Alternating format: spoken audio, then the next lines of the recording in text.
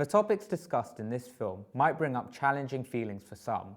Please check in with yourself and your fellow students and reach out to a teacher if you need some support. Hi, I'm Yash, I'm one of Beyond's Youth Board members, and today I'm here with one of our ambassadors to talk about how the power of music helps them navigate uncertainty, especially at a time of global conflict. Shocka is a speaker, author, rapper and mental health advocate from Tottenham, North London. He gained recognition for being one-third of grime collective Marvel. After dealing with mental health problems himself, Shocka became a mental health advocate to help those suffering from their own problems through the power of his music. All I see is killings and fights. Look at the world. How can we make things right? And God spoke to me. He said all we have to do is unite. But thanks for joining me, Shocka. So I first wanted to ask you, what drew you to music? Ooh, I hadn't been asked that question before, Yash. I used to want to be a footballer. They used to have this thing called presentation every year, where they'll give out awards. Then after the presentation, they'll have a big party. And they brought Heartless Crew to perform. This is my first time seeing them. And when I saw them perform, I was like, forget about football. I want to do what they're doing. Ooh, nice. And then one of my friends came to football training, rapping. And I was like, how did you learn how to do that? I couldn't allow him to have this skill of rapping and show off in front of me and me not be able to know how to do it. So that's how it started. So I thank him anyway, wherever he is. Oh, nice. That's so cool. So our next question, and this is more of a personal one from me. The world has been quite difficult to navigate over the past year, especially with COVID, global conflict, political uprising, climate change, especially cost of living. It's been quite difficult for me and a number of people I know. How does music ever help you through moments where you feel like it's just too much? There's a popular music quote, I don't know if you've heard it, but it says, when words fail, music speaks. Have you ever heard that quote? I think I've heard similar, yeah. And it's like, that quote is like, it's the truth. When words fail, when the world is in a place where we can't express ourselves with words, that's when music becomes really loud and becomes our voice box. And you can hear how other human beings feel about situations. Because all these worldly situations that's happening, like the wars, it's been going on for generations and generations. It's not a new thing. So you can hear songs about how other generations got through it. And that's what music's there for. Music can be a healing tool if you use it for that. And I think in times of crisis is when we realize how healing music is. So that's what I do. In times of crisis, I go back and find, like Tupac's got a song called Changes. Yeah. You've heard Changes before? Of course, yeah. That song wasn't my favorite song of his until the world went through a crisis. Yeah. Then I went back to listen to that song and I was like, oh, that's what he was talking about. Yeah, and do you have any sort of music groups or individuals who make really good music about sort of bringing change? Yes. Well, Kendrick Lamar, everyone knows Kendrick Lamar is my favorite artist ever. So if you ever meet him and you don't call me, just delete my number afterwards after that, because we're not friends anymore. But yeah, Kendrick Lamar is my favorite artist in terms of stuff like that. Lauryn Hill. Oh yeah. And would you say the rap is a really big place where you can find all this type of music? Ooh. If you really want to hear about the human pain and the human struggle, rap is a good place to start. There's a long history of stuff that they've been through, and that makes the music connect because it's coming from a real place. There's so many hidden lyrics and meanings, and then you just never realize it until you get older and you keep listening to it. Yes. Oh wow, that is pretty smart. Yes, that happens to me all the time. There's so many songs I've got. Even Lauryn Hill that I just mentioned, Miseducation of Lauryn Hill. Yeah. I've always enjoyed that album, but I never really experienced love, so I didn't really understand what she was talking about. As you get older and listen to the album, you're like, oh my God, you realize why it's such a classic album. Yeah, and our next question is, how has music changed the way you approach challenges? So does it sort of help you calm down? Does it sort of help you look at things in a different way? I look at things universally. Yeah. Like when I'm writing music, I think of the whole world. I never used to do that before, but because of music, I do that. I get messages from supporters from all over the world. And it just makes me think, oh, music is actually universal. It's one thing that we all can agree on. And trust me, we don't agree on a lot as a society. But music is one thing we all can agree on. You could go to a concert and see different nationalities, different people dressed the way they are for one artist and all the same songs. Yeah. I realised that we're all going through the same thing, but just in different bodies and like. Yeah. But we're going through the same experiences, and music did that for me because I'll listen to Tupac from America, Yeah. but I'm in London, in Tottenham. But I'm relating to what he's talking about. It's the same human struggle. So that's why when I'm writing, I'm thinking about like, you know, someone in China or something, like how I can connect with them, which is crazy because I'm doing it from my little bedroom in Tottenham. Would you say it's more making music or listening to music that helps you more? Listening to it doesn't really help when I want to express myself. I have to make music and just get it out of my system. But like, if I'm feeling a bit anxious, then listening to music really helps. I remember on the day of my mum's funeral, I was listening to this Bob Marley song, and I was like, it's so crazy that like, in this moment, I can't call any of my friends, because I don't know, they might be at work or whatever they're doing, but music was right there for me. All I had to do was put in my headphones. It's constantly with you. So at that moment, listening to music was like what I needed. Yeah, I think that's the same thing for me. Often when I was in quite tricky situations, I'd put on my earphones and just put the next album I see on and then just drift away. I've been listening to a lot of EDM. I'm a very big EDM fan, like Avicii, Martin Garrix, all the party songs, all the like looking forward to summer songs. Those types of things have been really helpful. And then often when I listen to it before I like revise, because A-levels are tough. Genuinely like helps so much. It does, yeah, definitely. Music is like escapism. Yeah. Really. I don't know if you use it to escape, but... Oh yeah, 100%. So do I. So like music is like escapism, really. So when someone listens to your music, what do you want them to take away from it and how do you want them to feel? I want them to take away that they can turn their situation around, especially if it's a negative situation.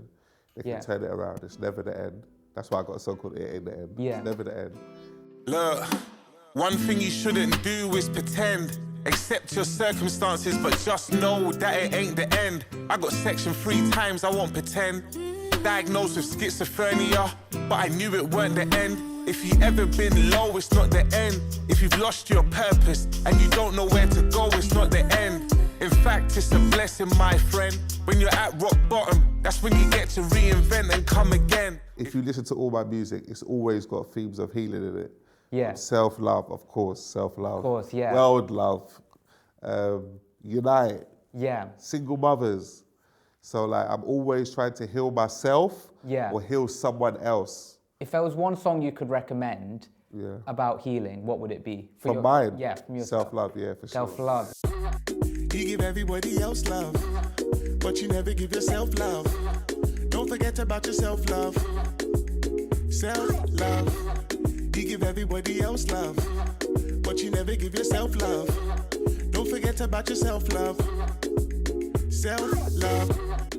In terms of your community, how does your community just support you in general? And what does your community mean to you? So I think my community is like, it's shaped so much. I mentioned Tupac's my favorite rapper. And one thing Tupac used to always stress about is don't ever trust a rapper that doesn't have love for his community. Most of the stars come out from these communities as well. I mean, Chip came from Tottenham, Wretch 32 came from Tottenham, Skepta came from Tottenham, Adele. So you never know who you're talking to. Even me talking to you, I don't know like your future. And that's happened to me a lot of times. I always share stories like Little Sims. I was in a group, she was in one of my first music videos. I just saw her at the O2 and I was watching her like, I can't believe that was a little girl in the music video. So that brings me joy too, because like, I never know who I'm talking to. I don't know what futures you have. If there was a young person who wanted to get into their community more, by music, by sports, by anything, how would you recommend they get started? I would say use your gifts, whatever your gifts are, whether it's singing, keys, guitar, use that and find a way to use it to serve your community. So with me, my gifts is music. So I use music. I made like songs like, community songs like Unite. I shot that on my estate. If you watch the music video, it was shot in my area. And I got a message when the video came out from some of the people in my area that work in high places. And they messaged me saying, we saw your video. Thank you for shooting it on the estate and bringing that attention to the area. And that's a beautiful thing. So you can start there, use what you have and just use it to serve your community. That's amazing, because I do a lot of different community work as well. The amount of new people that I've got to learn about their experiences has been incredible, and it just opens your mind to the different perspectives that people have and the different backgrounds people come from. And it also changed my perception on like superstars. Yeah. Because you know, like you've got superstars that's like big for no reason.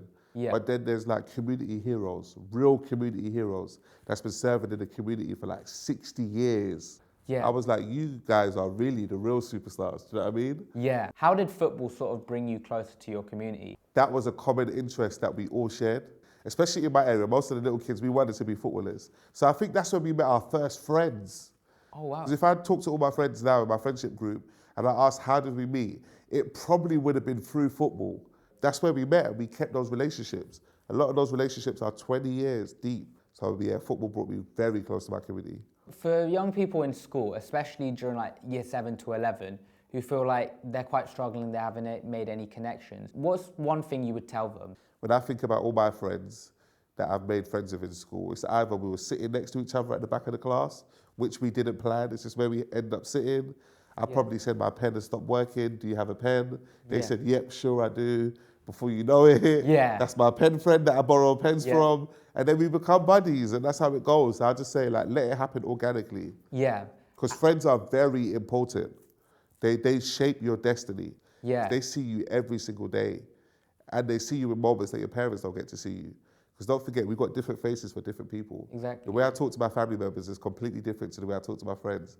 So parents see like a different face of their children, whereas like their friends see like probably the most honest face. Yeah, of course. And sticking to young people at school, what's one thing you would tell them to do in a tricky situation? For example, they feel quite lonely, they feel quite isolated, or they're just struggling with what's going on in the world.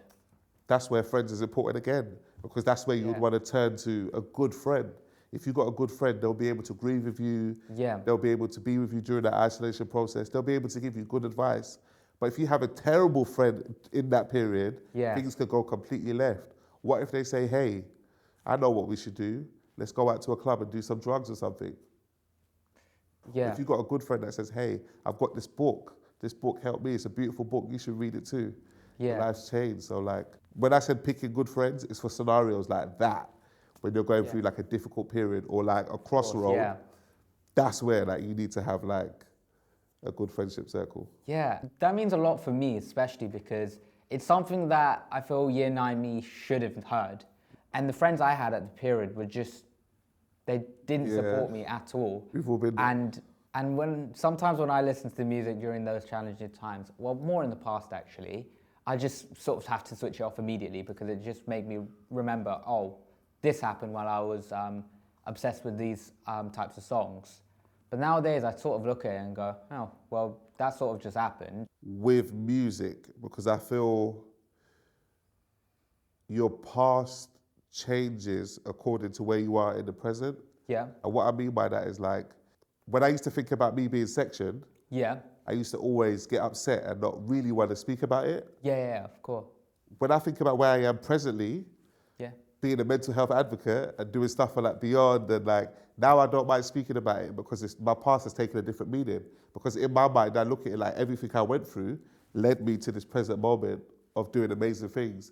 But you can't really see that at the time. Yeah. So when you're in year 9 going through all those difficult situations, sometimes you just got to let life play out. Yeah. And then you might be in a whole different place when you're older and you can look back on that moment and be like, wow, all of that led me to this. And also, I saw a quote somewhere that really touched me. It said, wherever you made bad memories, go back there and make new ones and rewrite that history.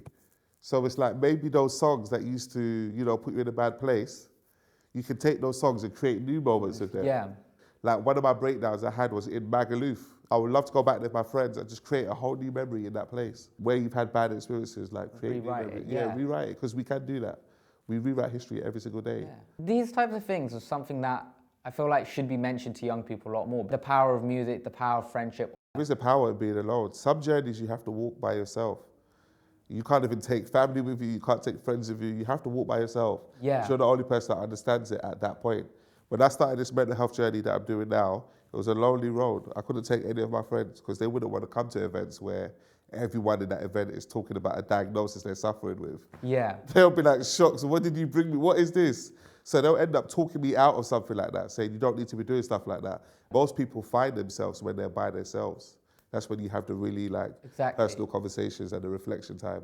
I would love for schools to start talking about that too. Yeah. The power of friendship and the power of being alone. At what periods of your life you should be alone, and what periods of your life is important to have, friends. And something I wanted to finish with is, if there's one word to describe music for you, what would it be? And if there's one word to describe how you want music to feel for others, what would that be?